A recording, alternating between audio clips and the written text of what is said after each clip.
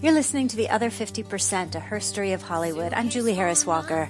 This is the podcast where I talk to successful women in entertainment and hear their stories. In this episode, I got to speak with Anabella Casanova. First of all, how great is that name? Anabella is a producer and director, and she has a production company with her husband called Vacation Theory. She's also done a lot of acting, and you can see all those credits on IMDb. Among many other credits, she was a supervising producer on the Kid President videos and produced That's What She Said with a company called Soul Pancake. She has really figured out what is important to her, and she's been very conscious about creating her life. And she is very cognizant of the power of creating the stories that shape our world. I found her really inspiring. You can find us at theother50%.com, all spelled out in letters, to see bios, photos, my musings on the blog, the coffee cups, the t-shirts. You can find us on Apple Podcasts, Stitcher, Overcast, Podbay, Twitter, Facebook, Instagram, all the places. Please share it and leave a review wherever you listen to it. And I have another podcast called The Other 50%, a herstory of tech. You can also find it on Apple Podcasts, Stitcher, or on the Other 50% website. And that's where I talk to successful women in tech and hear their stories. I should also tell you I am now available for speaking engagements, and you can book me on the website as well. Okay, here's Anabella. Okay, so let's start with, what do you do? I am a producer and a director, and I own a production company called Vacation Theory with my husband. You do all the things. I do a lot of the things, yeah. Are you also an actor? I started out as an actor, but I transitioned, and I haven't done any acting recently. Okay, let's go back to the beginning. What did you want to be when you grew up? I wanted to be a scientist. As you do. What kind of scientist? Oh, just a scientist in general. I told my mother that scientists know everything, and if they don't, they can figure it out, which was what appealed to me about it. Okay, now why did you stay in STEM? Well, the thing was that I realized that the drive to know everything was the actual thing there. You know, the drive to be in control of my universe, really, was what it was. And I had no idea that the film industry was an industry. You know, when you're 5 years old, you're like, okay, doctor, lawyer, vet, you know? Yeah. But, and the rest of that stuff just kind of lives in your television.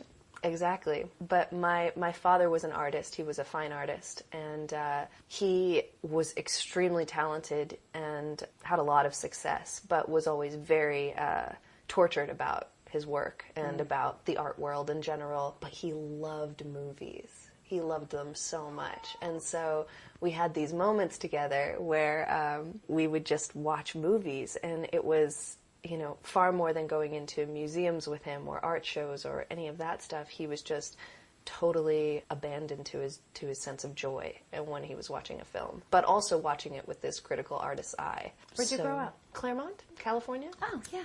He was a professor at the Claremont colleges. Oh, very cool. Yeah, we were there. He was 30 years. I mean, my mother still owns a house there. So he introduced you to movies. He introduced me to films, yeah. At some point, did you think, screw science, I'm going to go do movies? Well, was that the sentence that went no. through you? I've also had, so other than, you know, wanting to control my universe, I've wanted to affect some sort of positive social change. I've been really aware of that since I was a small kid. I have 2 adopted stepsisters who are from Seoul, and was aware from an early age that not everybody had my experience of an upbringing. And my parents took me to South Africa, Botswana, and Zimbabwe when I was a kid, when I was 10 years old, and they took me to a township, and I saw what the reality of this socioeconomic spectrum of the world was at a super young age. You were 10? I was 10, yeah. And I had this one experience that was pretty profound for me.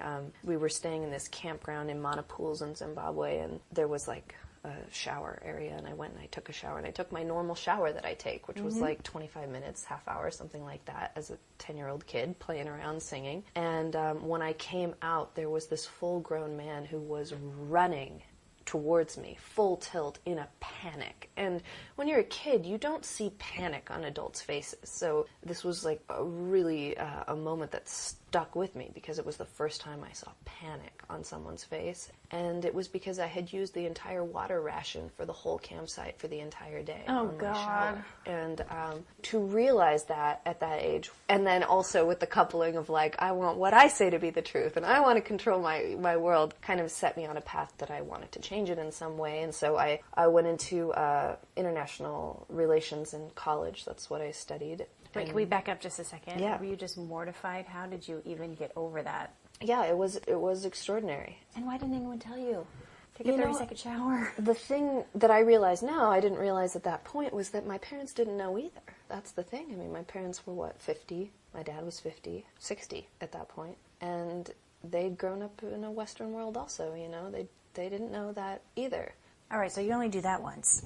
Yeah, you only do that once, except that then you do those things again and again. I was in middle school, and there was this girl that I thought was the freaking coolest girl. She was brighter than anybody in my class, and she had a wicked sense of humor, and all the boys thought she was cool, and I wanted desperately to be her friend. And we did. We became really good friends, and she was over at my house, and we were just playing around in the backyard, and she started doing this movement that looked like the way a monkey kind of flaps their arms. And I laughed at her, and I said, you look like a monkey. And she was black. And that word had this huge impact on her, and she started crying, and she called her mother, and I had no idea what was happening. And she left, and I was heartbroken. And my mother then explained to me, okay, well, monkey is a racial slur, and here's the history of race politics in America. And I was 13, or 12. I was 12. And yeah, my parents should have exposed me to that before. But also, what parent thinks to do that? Right. You make these mistakes again and again. And all of this to say, it really is what led me into filmmaking, because I realized that it's not laws that change things. It's the populace, the mind of the people changes, and they vote the laws in to change things. And the thing that shapes who we are more than anything else are the stories we tell and the stories we hear. And that's true of the media, that's true of, the literature that we are raised on, the books that we're first given, and the films and television that we see. And now, of course, the influencers and the social media that we have access to. But yeah, I wanted to be a part of that. I wanted to be a part of telling the stories that shape our world. So you figured out pretty early how powerful that was. Yeah, I did a semester in London. As a student, you could see plays for, £10, and I went to every play I could get my hands on. And I did the same thing my junior year in London, going to theater. Amazing, the right? best, the best, so cool. And every night there's something going on. Every night, Yeah. yeah. Oh my gosh, that was a great semester. Just being so profoundly affected by the stories that I was hearing and watching the young people that I was coming up with be a different kind of person than the people that came before and the people that were currently in politics, because that was the George Bush era, and we were starting to bomb other nations for the first time in, well, maybe not the first time in my life, but the first time I was really aware of it, and just realizing that I didn't want to be part of the old guard. I wanted to be part of this younger group of people that was telling these stories that would change minds, hopefully. Okay, so then how did you get into the business? I had saved a bunch of money in the summer, and I traveled, and I just went until the money ran out, and it lasted until after the first semester started of my junior year. And so Where'd you go to school? The Claremont colleges. Makes sense. Yeah, makes sense. And I just decided, why not, since I'm so interested in this and I'd just seen all this amazing theater, why not go into LA and take an acting class, since I have this semester off. Hi! You don't get to participate. That's my cat. They often make cameos. I edited one out today. I'm going to get the cat out. So I took a couple acting classes, and it was kind of just as something to do until the semester started, but I ended up getting an agent, and I decided to leave school, much to my professor father's chagrin, and I just started working. All right, break that down a little bit, acting class to agent. The way you said that made it sound like, well, I was in my acting class, and next thing I knew, I had an agent. I mean, it was kind of like that. You're there, and you're among all of these other people who are serious and know what they're doing, and teachers who have probably also been acting for a long time, and one of them showed me how to get a headshot, and so I got a headshot, and another one was repped at this agency and said that they'd turn in my stuff, and they did, and then I had an interview, and I had an agent. I think that a lot of people enter as an actor first into this industry just because actors are the most visible and obvious part of this incredible storytelling machine. That's the job we know. Yeah, that's the job we know. Everybody knows who their favorite actor is, but most people who aren't in the industry, I don't think, could name their favorite DP or their favorite director or their favorite producer. You know? Their favorite grip. Yeah. No one has a favorite grip. Yeah, crafty person. I definitely have a favorite crafty person. So you left school and started pursuing acting? Yeah. And I did that for a little while. And what kinds of projects?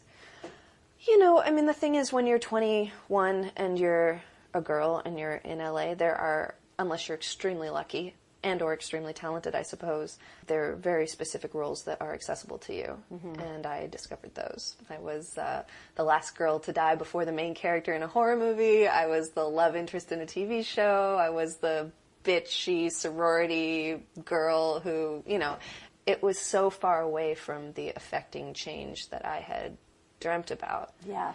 And it was so far away from the being in control of my world that I had wanted since I was 5. Oh, for sure. You have no control. You have no control. And can we talk a moment about when you're that age, the young, beautiful girl in Hollywood? What are the casting notices like? Gosh.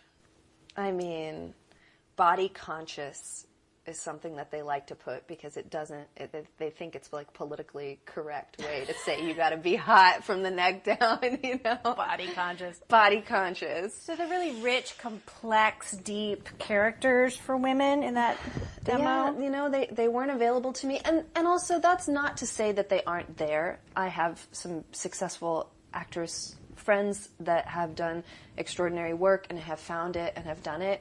And that's wonderful. It just wasn't accessible to me. And I never received any of those things. And a lot of the notes that I got were that I felt a little anachronistic, that I was not in time with my age. Like, for example, I went out for a commercial agent, and the note that I received back was, the only thing this girl will be able to sell is perfume and liquor, and she's too young to do that because you have to be 25 to sell liquor. So, you know, it was just, I think it's because I was raised by, you know, my father was almost 60 when I was born, so I think I was just raised with a different demeanor maybe, or I don't know.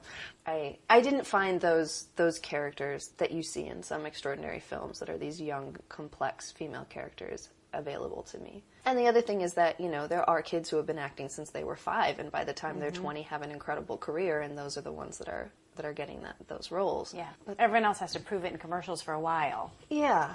I realized at a certain point that I wasn't going to get to do the stories that I wanted to do in any capacity, let alone as an actor, unless I was part of creating them. Mm-hmm. Did you do any theater along the way? I did a little bit of theater, but I really came right to LA, and LA is not really a theater town. Right. You know, you lose your main actor the day before opening because he got a beer commercial, or, you know, Isn't that the truth? That is what happens. You know, they have to do it because it's $30,000. They're not going to walk away from that, but, you know, it's... To do your black box on Santa Monica Boulevard? Exactly. No. Exactly. So, yeah. Okay, so then what happened? Well, I was dating a young man, and he had some very profound wisdom. He's a very bright guy. And one of the things he said was, you have to develop an artisan skill to leverage against the thing you want to do. And break that down. He had several young kids working for him, all boys. One of them was learning, he was kind of helping, mentoring, to be an editor. And another one was being taught to do VFX, et cetera, et cetera. So is he saying, like, get a craft to get you into the room so you can influence what's happening? Exactly. That's not terrible advice. It's really wonderful advice. Yeah. And it's really worked out because I started producing, his younger brothers started writing, his younger brother's wife, now at the time girlfriend, started producing, you know, and we all just started doing these things that made us valuable in the industry that we wanted to work in. And that young man who was the editor not only now has an extraordinarily lucrative job as an editor, now has the means to, we're actually working on a script together to do his first film and edit it himself, saving him, a lot of money, $100,000, and all these other things. Access to different DPs and different producers and all of that we know because we've been working in this industry. And, right. And so, yeah, for me, producing made the most sense because I'm bossy. As they say. In a good way. Yeah. You have leadership skills. Exactly, leadership skills. But no, yeah, it made the most sense because what I really liked the most about producing initially was that you were the most in touch with every department. Mm-hmm. A producer really, if there are any kids out there who want to be producers, it really behooves you to spend a little time in every department and just really understand what goes into it. Because you're holding the big picture. You're holding the big picture. You have to know how all the parts fit together. And you have to understand when a grip comes to you with a complaint, whether that complaint is really fair and you need to address it, or whether they're being a prima donna, and, because both things are going to happen. First of all, you have to know what a grip is. Yeah, well, yeah, that too. But no, you're right, to be able to discern what's really going on here. Yeah, and the thing that's really wonderful about being a producer, if you want to be a filmmaker, is that, these things start to fall into your hands.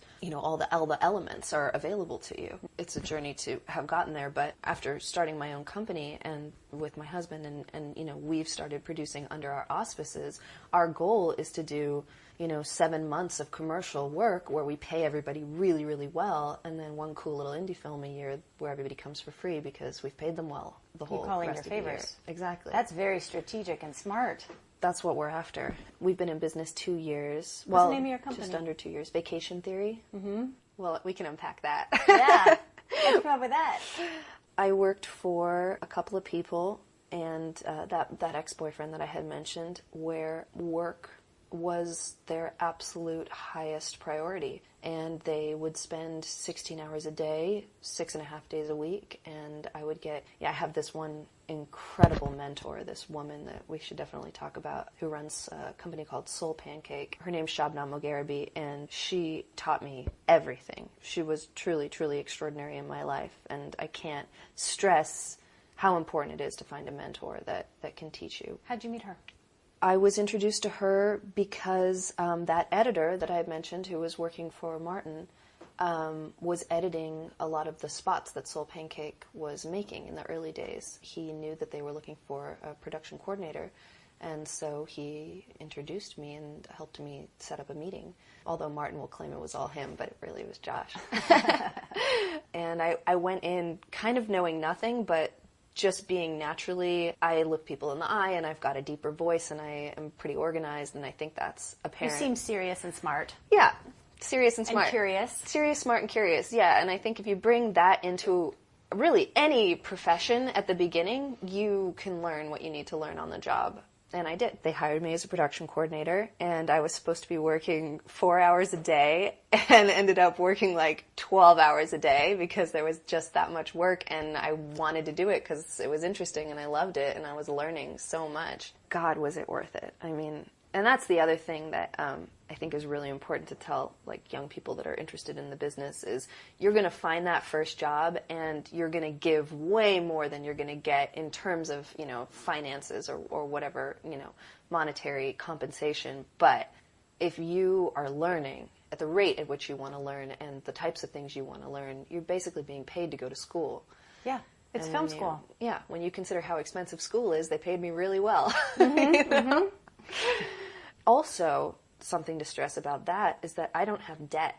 And a lot of my friends who went the film school route are $300,000 in debt right now, which makes it a lot harder to make a first film than not having debt.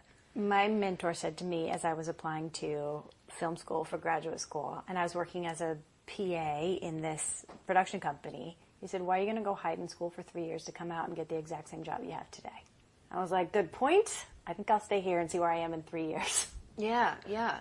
And, it's hard for me to say one path is more important than the other because I know kids who went the USC route and they're doing great also. And they're super networked. Super networked, yeah. So I think it depends also whether you're interested in being a cog in the top 100 films made a year wheel or if you want to make cool little indies. And what I want to do is indies, so I think it makes more sense to come up the way we came up. But I think if you want to be making the next Brad Pitt film and you want to be part of that machine, the USC route is maybe the way to go.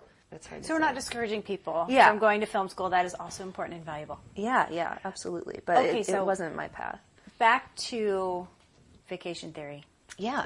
So we called it vacation theory because I just think it is so valuable and so important to be a human being first and then to be successful. And that's not true for everybody. I don't think that's true for a lot of the people that I respect. I think that their work is the thing that defines them above all else. But, I'm the child of parents who have both been divorced 3 times, and that was not what I was interested in. First and foremost was a foundation that would create a happy life for me. And then secondary was my need to be ambitious and to be seen and all of that.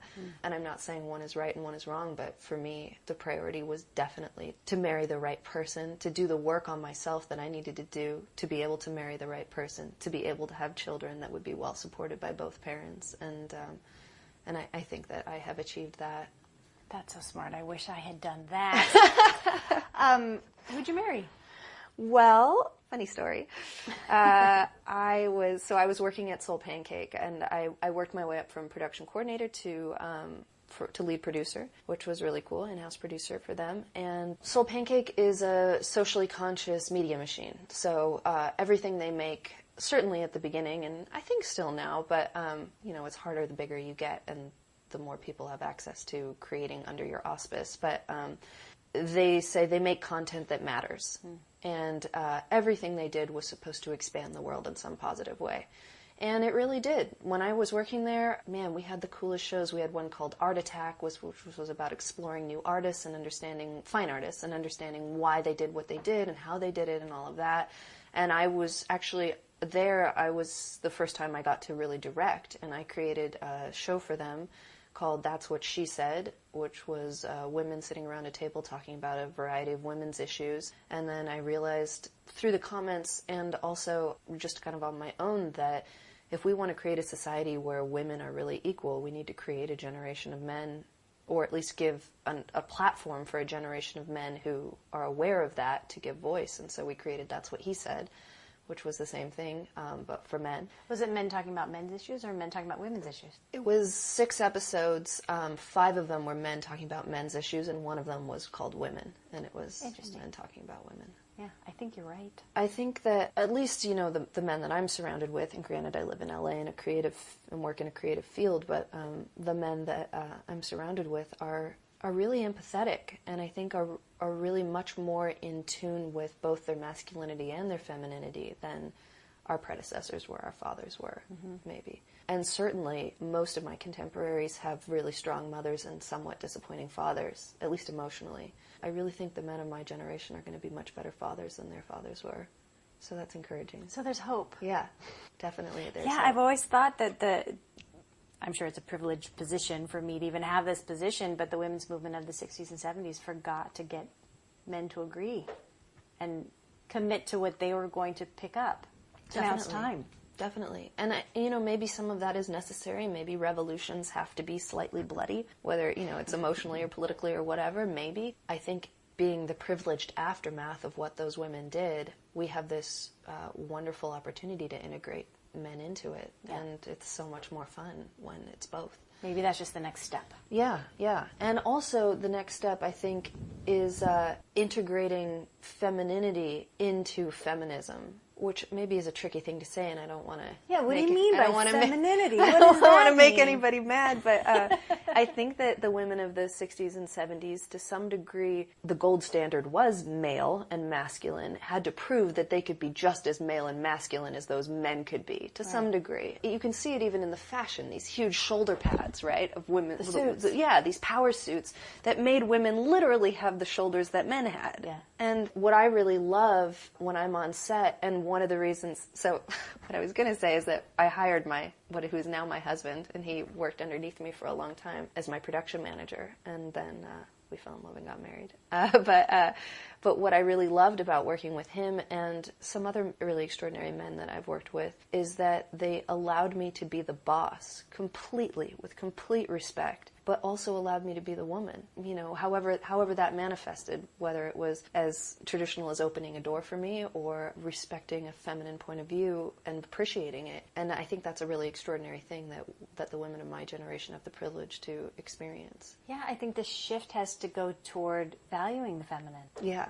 In themselves also. One of the things my husband said was that there's a real tragedy in that young boys are often not allowed to really enjoy beauty and see beauty and appreciate beauty. The beautiful things are like for the girls, and the boys don't get to experience that. And that's one of the things that he's really adamant about fostering when we have children in our boys, if we have boys, is this sense of beauty, and that beauty is for men as well as for women, and the appreciation of it and the protection of it. It's interesting. And I don't think the goal is to be gender neutral.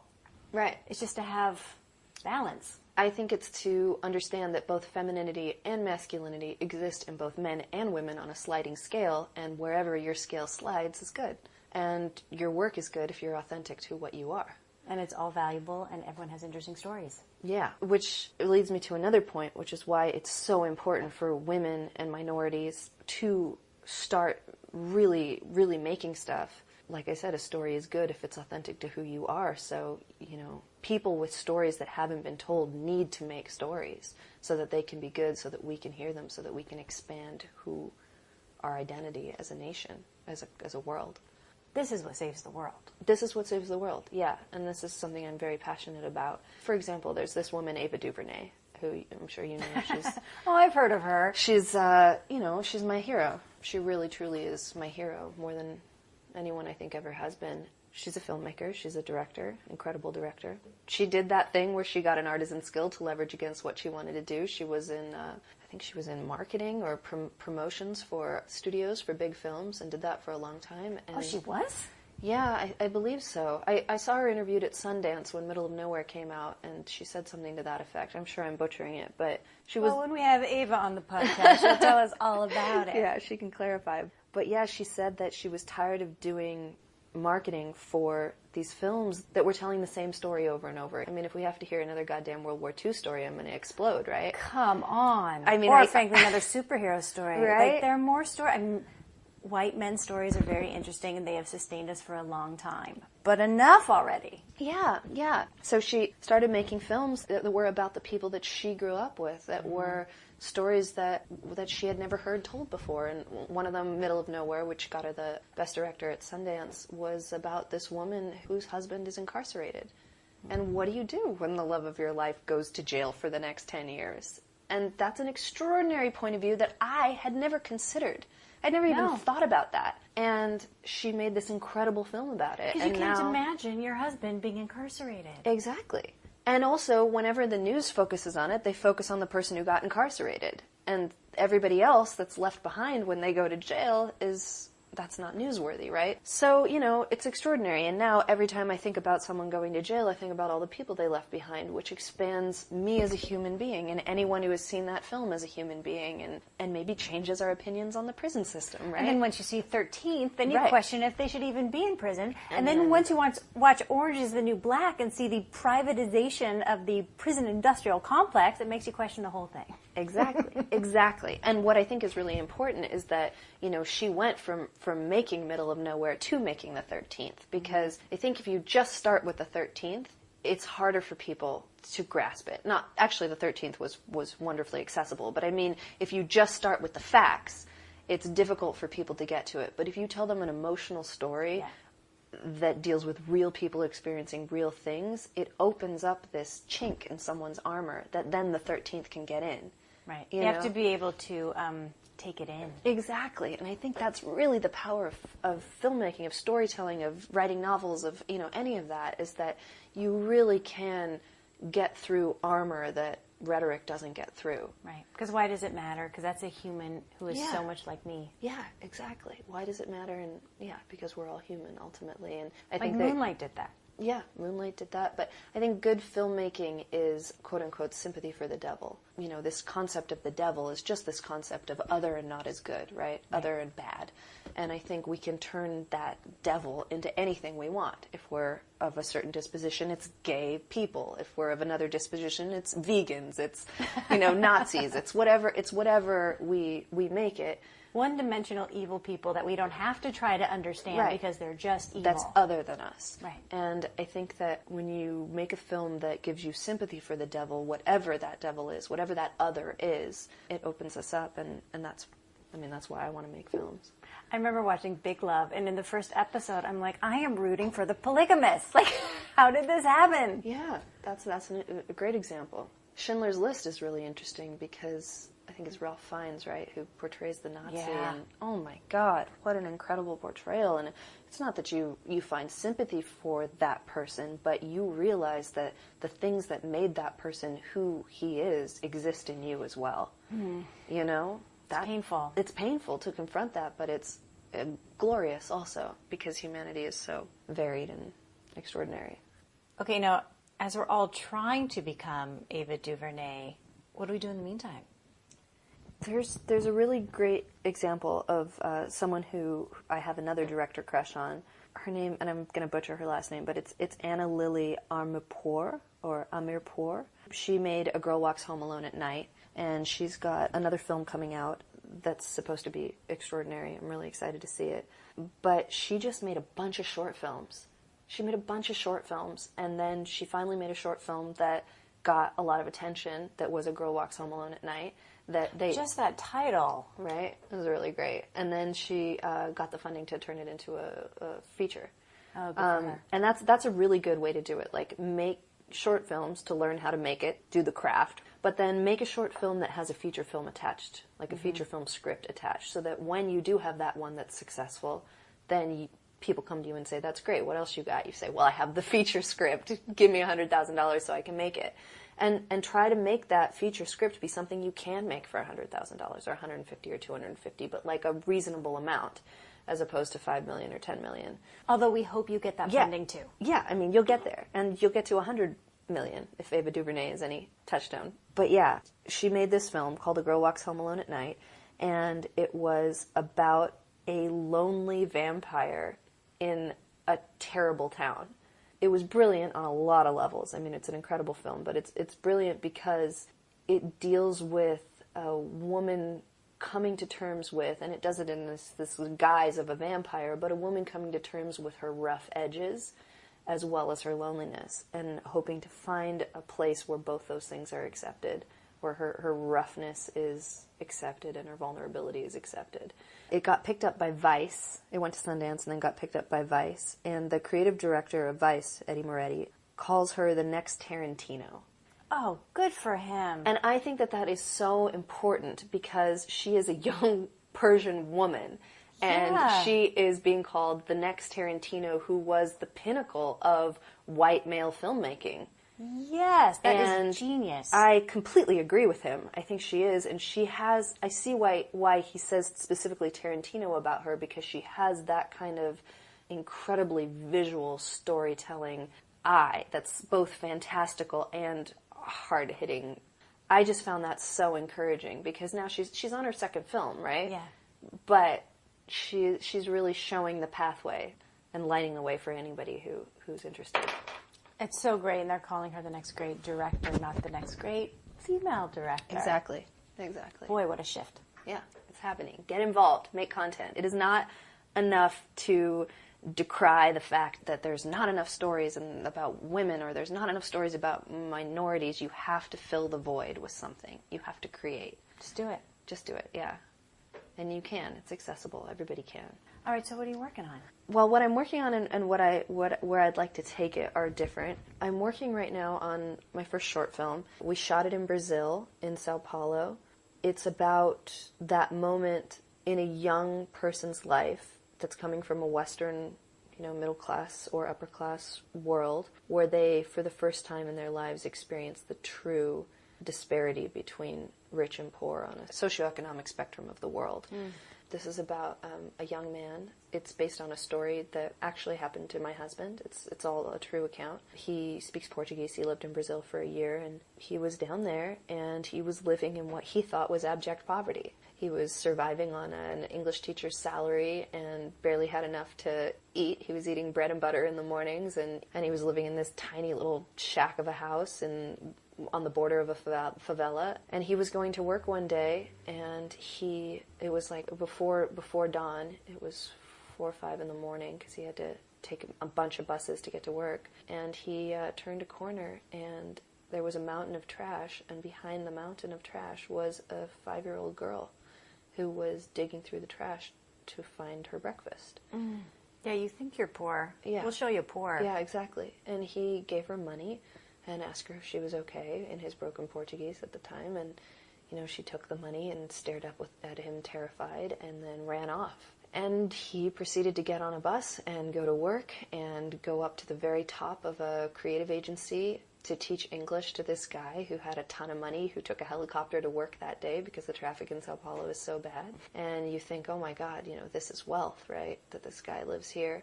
And then at the end of the film, as he goes home, he calls his mother to talk about this experience, and it connects to his mother on the other line, and she is in LA in this incredible home that, is not even that incredible. Perhaps by our standards, it's but could upper feed all middle the class. people. Yeah, exactly. And so you think, oh, that's wealth. No, we'll show you wealth.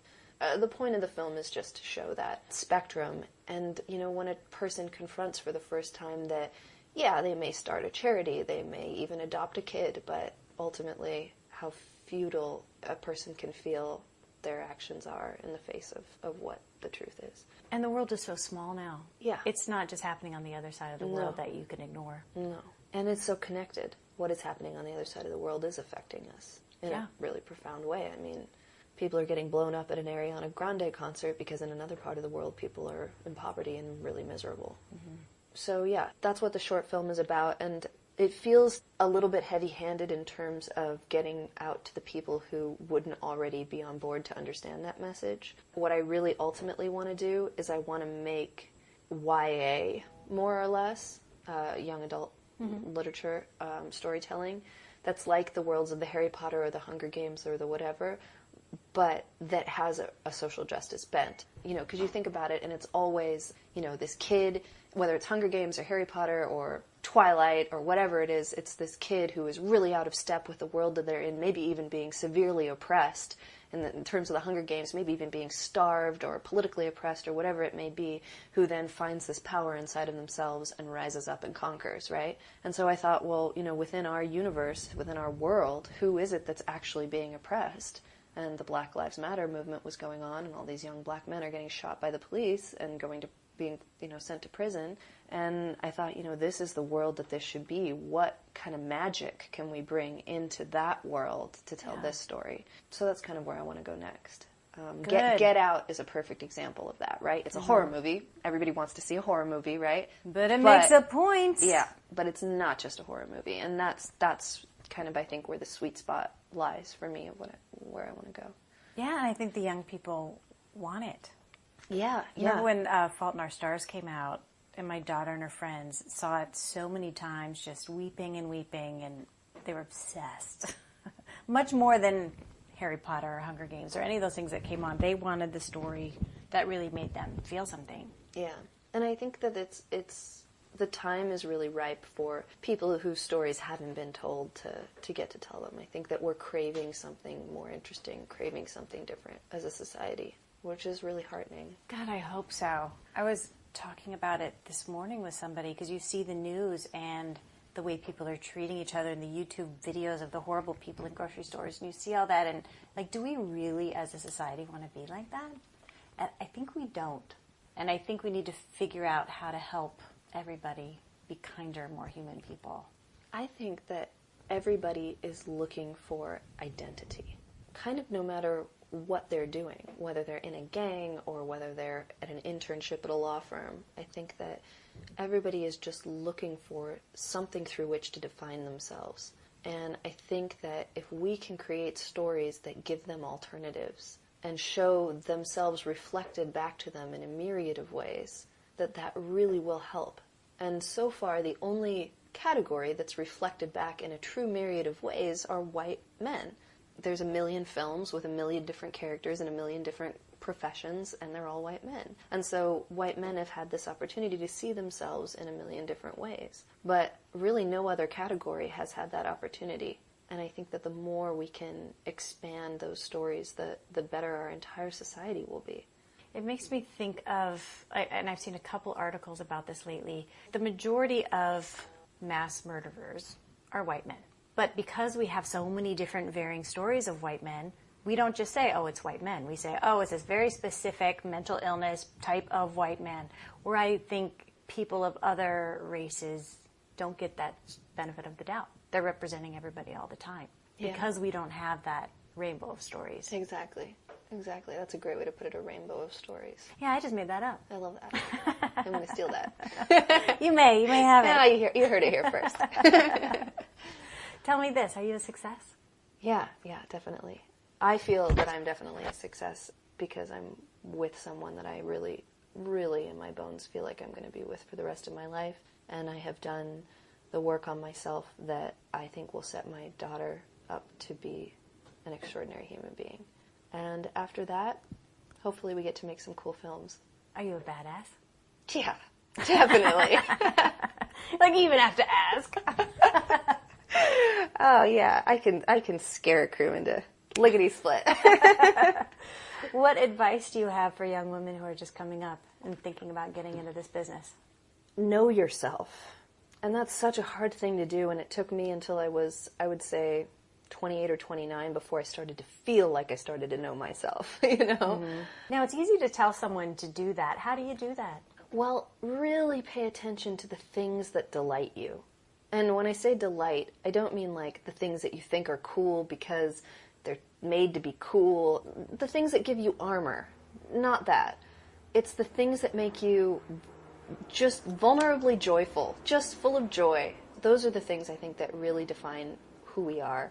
And yeah, the more introspection you can do, the more books you can read, the more talking to the wise people in your life. And maybe there aren't wise people in your life, but seek them. I know everybody says this, but find a mentor. And I know it's hard because it's like, well, how do you do that? But man, I know some girls who've just, actually, there's a girl that we're mentoring who just reached out to us via email and said, I like what you guys are creating. Can I have coffee with you? And she did, and now we hire her, and you know we're trying to teach her what we know, and so you really can find it. When you find that thing that delights you, if you want to go into filmmaking, find the films that delight you, and then look them up, see who produced them, see who the DP was, see who the director was, and write letters to them. They're accessible, you can find them. I mean, especially like the crew, the DPs, the stylists, the wardrobe stylists, all those people will have websites, you know? They'll have agents. Like you can reach people, and if you are bright and curious and in it for the right reasons, people want to help you. I really believe that. They really I've do. experienced that. Do you ever feel like an imposter? That's an interesting question. No, I don't feel like an imposter, but I do often wonder if what I create will ever live up to what I appreciate. Does that make sense? Well, that's humility. That's what I would call that. Maybe. But it can feel crushing sometimes. Yeah. It can feel really crushing. And part of it is my father created such incredible things. And in a different field, to be fair. But I think that that's why it was so important to me to put family first, because I knew, at least in that, I could succeed apart from him. And then, in terms of making great art, we'll see, you know? We'll give the old college try. Yeah. So was your father like a genius painter? He worked in bronze. He was a sculptor, and, you know, he's got a piece in the Smithsonian, and he won the Prix de Rome, and he's got a piece at the UCLA Sculpture Garden. I mean, he's not Henry Moore, but he had real success in his life. Pretty extraordinary. Yeah, how is that to be the kid? Is there extra Well, pressure? You didn't know. You know, whatever you grow up with is normal. So Yeah. I didn't know that he was impressive until he died, really. Until I was cleaning out his studio and I found all this stuff. And we were shooting a commercial in D.C., and we flew out to D.C., and I went to the Smithsonian just to see his work. And then you realize, holy shit, this is the Smithsonian! Like, this is huge! And there's a crowd. Yeah, exactly. I mean, he's at the Whitney, like, you know, you don't realize, because it's just like, oh yeah, my dad's at a museum when you're 9, but when you're... Because that's what parents do, I guess. Yeah, exactly. So, you know, I didn't realize that until then. I think more affecting was how he never felt good enough. You know, despite all of that, he never felt good enough. He's a tortured artist. Yeah, he really was. And he took that not feeling good enough out on other people also, which is, it's just not worth it to me. So people are complex. And, well, the thing is that, you know, you encounter those people in this industry, for sure. I mean, you date them, probably, you know? You certainly work for them. And, man, it's just not worth it to me. If being sane means not having an empire, then I'm perfectly content not to have an empire. But I think having a small piece of it and being sane is perfectly possible. That's winning, for sure. Yeah. And it's winning that doesn't fuck up your kids, which is really important. That's the whole goal. The whole goal. What have you not accomplished yet that you still want to accomplish? Oh my God, everything. Right now, the work comes in really steadily, but every time it comes in, it feels like a miracle. And I would really like to get to the point where it feels like it's supposed to be that way and not a miracle, you know? And yeah, I'd love to create something that really mattered to a big group of people. That'd be wonderful. Where can we see your work? You can see That's What He Said and That's What She Said on Soul Pancake. They have a YouTube channel. And okay, I found a version which I don't think was your version. So I'll look on Soul Pancake. Yeah, if you type in That's What She Said, That's What He Said, Soul Pancake, you'll find them. That's What She Said did much better in terms of like views and accolades and all of that, but That's What He Said is the one that's really close to my heart. I didn't get to cast That's What She Said, and That's What He Said I got to cast, so I really got to select who the men were that were speaking. The first one was a collaboration between Soul Pancake and Darling Magazine in terms of the cast. And so we had 5 women from their office and 5 women from our office. So anyways, I didn't have control over casting on that first one. But yeah, I think That's What He Said is really special. And I think what the men are talking about, especially in like the shame, they talk about shame and vulnerability and sexuality and body image. I think those things are really, really valuable.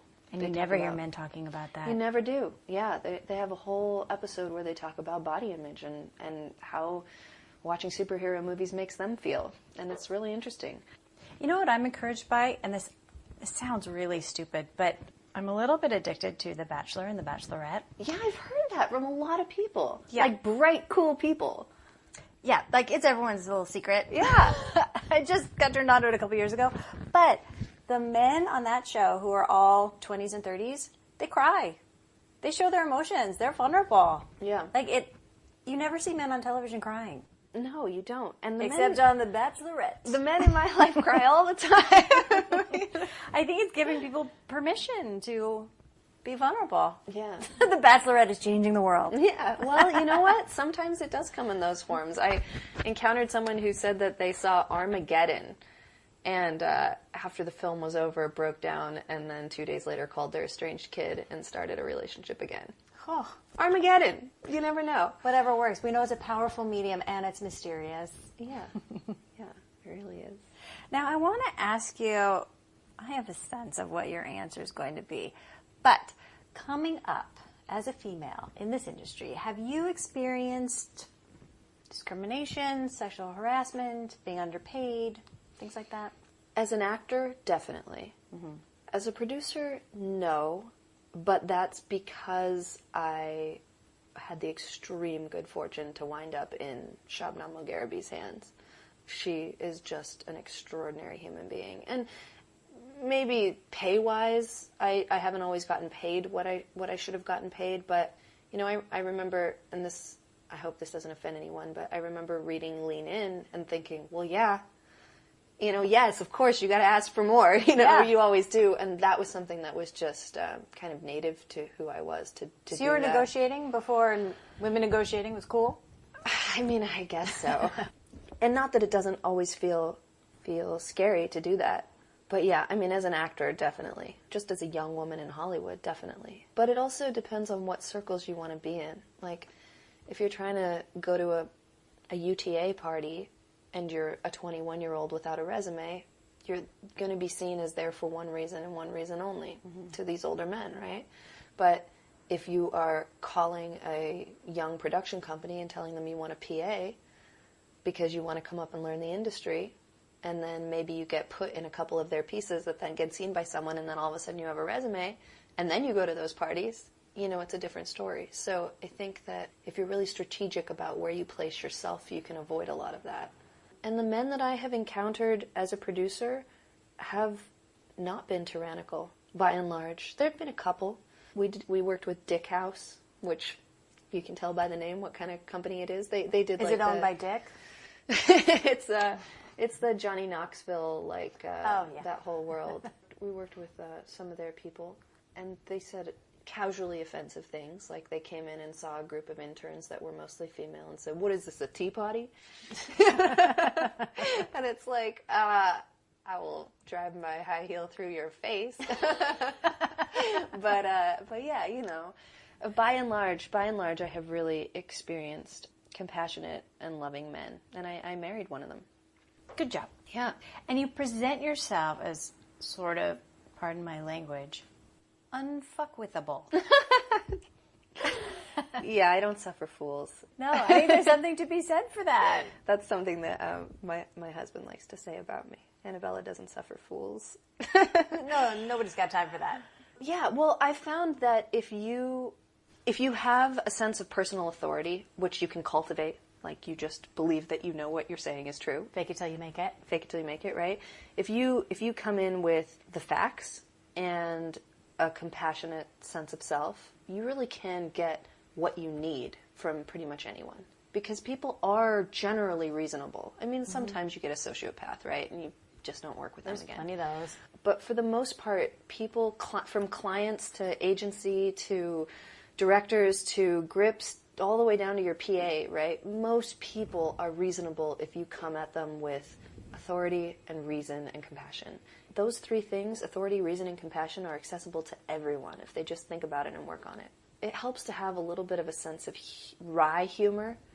Like, yeah, have a sense of humor, but like a little bit of a wry sense of humor. I've found that men that would generally be perhaps rude or aggressive towards me, they can be disarmed with the right kind of humor. For sure. And you don't have to give up any of yourself. It's a sort of armor. You don't have to give up any of your power to have a little bit of humor about what someone is doing or saying, and then all of a sudden they melt sometimes. That's another bit of advice. That's good advice. Cultivate humor.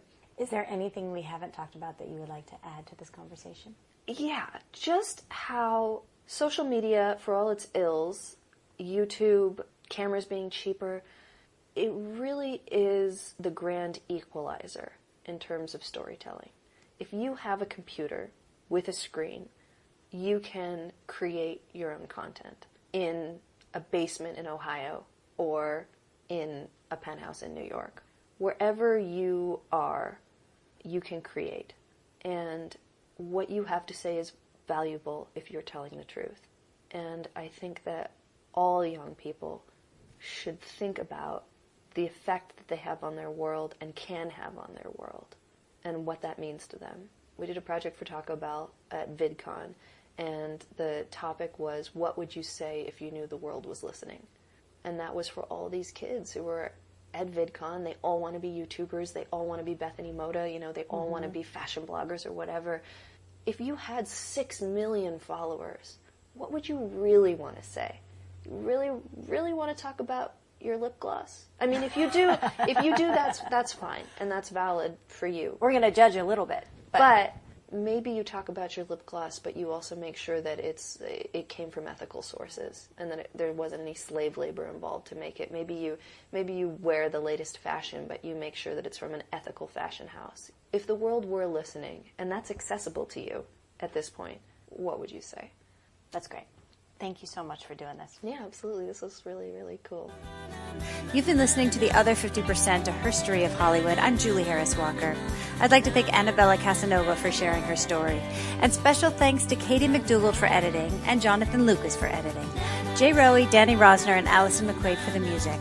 Please find us on Apple Podcasts and subscribe and leave a review. And of course, on our website, theother50percent.com, all spelled out, for added features, bios of our guests, and the merch. You can also follow us on Facebook and Twitter at Other50% and Instagram at Other50% Podcast. And don't forget to check out The Other 50%, A Herstory of Tech. Thanks for listening. See you next time.